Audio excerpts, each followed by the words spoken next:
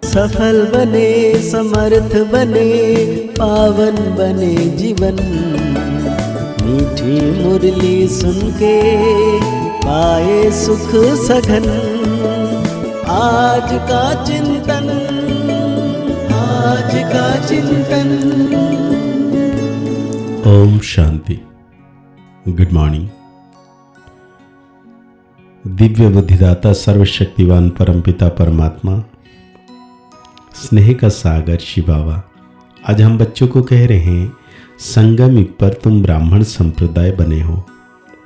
तुम्हें अब मृत्युलोक के मनुष्य से अमरलोक का देवता बनना है। साथ में बाबा पूछ रहे हैं, तुम बच्चे किस नॉलेज को समझने के कारण बेहद का संन्यास करते हो? बाबा कहते हैं, तुम्हें ड्रामा की यथार्थ नॉलेज है। तुम जानते हो ड्रामा अनुसार अब इस सारे मृत्युलोक को भस्मीभूत होना है। अभी ये देह दुनिया वर्थ नॉट ए पेनी बन गई है। हमें वर्थ पाउंड बनना है। इसमें जो कुछ होता है वो फिर वो कल्प के बाद रिपीट होगा। इसीलिए तुमने सारी दुनिया से बेहद का संन्यास किया है। बाबा ने बहुत प्यारा सा गीत याद किए हैं। आने वाले कल की तुम तस्वीर हो, याद करेगी दुनिया तुमको, दुनिया की तकदीर हो। आने वाले कल की तुम तस्वीर हो, याद करेगी दुनिया तुमको, दुनिया की तकदीर हो। बाबा कहते बच्चों ने गीत की लाइन सुनी, आने वाले हैं अमरलोक, यह है मृत्युलोक। अमरलोक और मृत्युलोक का यह है पुरुषोत्तम संगम युग। अब बाप पढ़ाते हैं संगम पर, आत्माओं को पढ़ाते हैं। इसीलिए बच्चों को कहते हैं, आत्म अभिमानी हो बैठो। यह निश्चय करना है। हमको बेहद का बाप पढ़ाते हैं। हमारी एम ऑब्जेक्ट यह है, लक्ष्मी नारायण या मृत्युलोक के मनुष्य से अमरलोक का देवता बनना। ऐसी पढ़ाई तो कभी कानों से नहीं सुनी, ना किसको कहते हुए देखा। जो कहे, बच्चों तुम आत्माभिमानी हो बैठो। यह निश्चय करो कि बेहद का बाप हमको पढ़ाते हैं। कौन सा बाप? बेहद का बाप निराकार शिव। अभी तुम समझते हो हम पुरुषोत्तम संगम युग पर हैं। अभी तुम ब्राह्मण संप्रदाय बने हो, फिर तुमको देवता बनना है। सतयुग में विश्व के मालिक थे, फिर 84 जन्म ले सीढ़ी उतरते उतरते स्वतः प्रधान से स्वतः रजोतम में आए हैं। पहले स्वतः प्रधान थे तो पारसपति थे, फिर आत्मा में खाद बढ़ती है। मनुष्य समझते नहीं। बाप कहते हैं, तुम कुछ नहीं जानते थे। ब्लाइंड फेथ था। सिवाय जानने की किसी की पूजा करना व याद करना, किसी को ब्लाइंड फेथ कहा जाता है। और अपने श्रेष्ठ धर्म श्रेष्ठ कर्म को भी भूल जाने से वो कर्म भ्रष्ट धर्म भ्रष्ट बन पड़ते हैं। भारतवासी इस समय दैवी धर्म से भी भ्रष्ट हैं।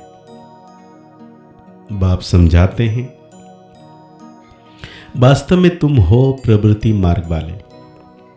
वही देवताएं जब अपवित्र बनते हैं तब देवी देवता कह नहीं सकते। इसीलिए नाम बदल हिंदू धर्म रख दिया है।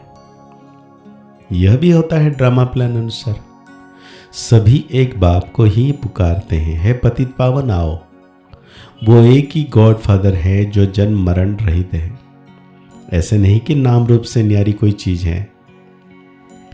आत्मा का व परमात्मा का रूप बहुत सूक्ष्म है, जिसको स्टार व बिंदु कहते हैं। शिव की पूजा करते हैं, शरीर तो है नहीं।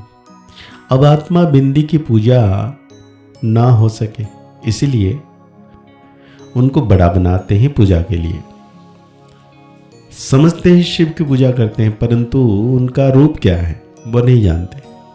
यह सब बातें बाप इस समय ही आकर समझाते हैं। बाप कहते हैं तुम अपने जन्मों को नहीं जानते हो। 84 लाख योनियों को तो एक गोपड़ा लगा दिया है। अब बाप तुम बच्चों को बेट समझाते हैं। अभी तुम ब्राह्मण बने हो, फिर देवता बनना है। कलयुग के मनुष्य शूद्र है। तुम ब्राह्मण की एम ऑब्जेक्ट है मनुष्य से देवता बनने की। यह मृत्युलोकपति दुनिया है। नई दुनिया वो थी जहां ये देवी देवताएं राज्य करते थे। एक ही इनका राज्य था, ये सारे विश्व के मालिक थे। अभी तो तमो प्रधान दुनिया है, अनेक धर्म है। यह देवी देवता धर्म प्राय लोप हो गया है। ड्रामा को बहुत अच्छी रीति समझना है। जो मिसल टिक टिक होती रहती है। ड्रामा कैसे चलती है? जो मिसल टिक टिक होती रहती है। फिर कल 5000 के वर्ष के बाद रिपीट होगा। इसको बहुत अच्छी रीति समझकर बेहद का संन्यास करना है। समझो कोई विलायत जाते हैं, कहेंगे वहां हम यह नॉलेज पढ़ सकते हैं। बाप कहते हैं हाँ, कहां भी बैठो तुम पढ़ सकते हो। इसमें पहले 7 रोज का कोर्स लेना पड़ता है। बहुत सहज है। आत्मा कहां भी बैठे पढ़ सकता है। बाप कहते हैं सब में व्यापक है आत्मा। मैं कैसे व्यापक होऊंगा? तुम मुझे बुलाते ही हो, हे पतित पावन, आओ और आकर हमें पावन बनाओ। निराकार आत्माएं सब आकर अपना रथ लेती है। हर एक अकाल मूर्त आत्मा का तख्त है यह। तख्त कहो अथवा रथ कहो, बाप को तो रथ है नहीं। वो निराकार ही गाया जाता है। ना सूक्ष्म शरीर है, ना स्थूल शरीर है। निराकार खुद रथ में जब बैठे तब बोल सके रथ बिगर पतितों को पावन कैसे बनाएंगे। बाप कहते मैं निराकार आकर इनका लोन लेता हूं। टेम्परेरी लोन लिया है। इनको भाग्यशाली रथ कहा जाता है।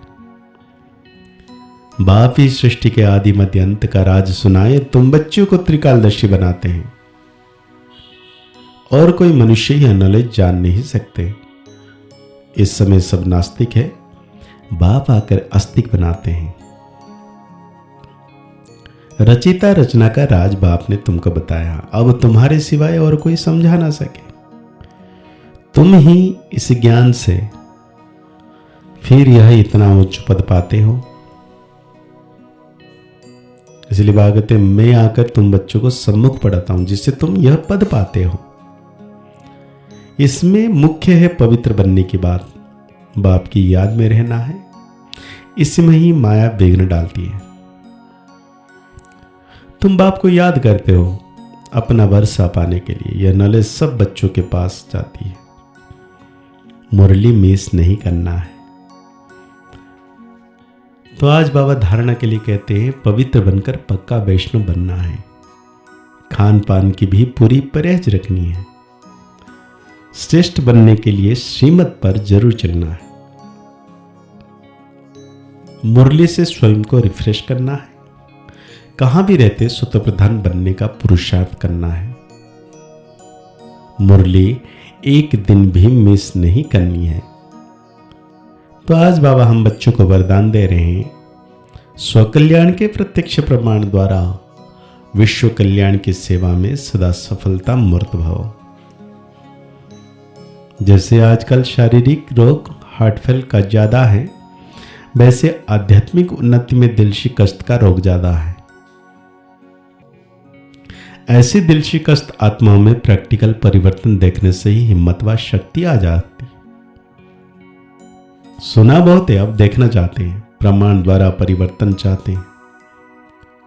तो विश्व कल्याण के लिए स्व कल्याण पहले सिंपल रूप में दिखाओ। विश्व कल्याण की सेवा में सफलता मूर्त बनने का साधन ही है प्रत्यक्ष प्रमाण। इससे ही बाप की प्रत्यक्षता होगी। जो बोलते हो वो आपके स्वरूप से प्रैक्टिकल दिखाई दे तब मानेंगे। तो आज बाबा हम बच्चों को स्लोगन दे रहे हैं, दूसरों के विचारों को अपने विचारों से मिलाना, यही है रिगार्ड देना। अव्यक्त इशारे में बाबा कह रहे हैं, कर्मातीत बनने के लिए चेक करो कहां तक कर्मों के बंधन से न्यारे बने हो। लौकिक और अलौकिक कर्म और बंधन दोनों में स्वार्थ भाव से मुक्त कहां तक बने हो। जब कर्म के हिसाब किताब व किसी भी व्यर्थ स्वभाव संस्कार के वश होने से मुक्त बनेंगे, तब कर्मातीत स्थिति को प्राप्त कर सकेंगे। कोई भी सेवा, संगठन प्रकृति की परिस्थिति, स्वस्थिति व स्थिति का डगमग ना करें। इस बंधन से मुक्त रहना ही कर्मातीत स्थिति की समीपता है। तो आज की मुरली के अनुसार हम सो मान लेंगे, मैं सफलता मूर्त आत्मा हूं। आज की साकार वाणी को और गहरी रीति से चिंतन करते हुए एकांत प्रिय है। जब भी हम मन को एकांत कर लें, व्यर्थ से मुक्त कर लें और अनुभव करें सर्वशक्तिवान परम सितारा मेरे मस्तक के ऊपर है, अविरल रूप से उनकी किरणें बरस रही है और मैं आत्म सितारा संपूर्ण पावन बनता जा रहा हूं। मुस्कुराते रहिए, आगे बढ़ते रहिए, पुरुषार्थ करते रहिए, खुश रहें, स्वस्थ रहें, मस्त रहें। ओम शांति, ओम शांति, ओम शांति।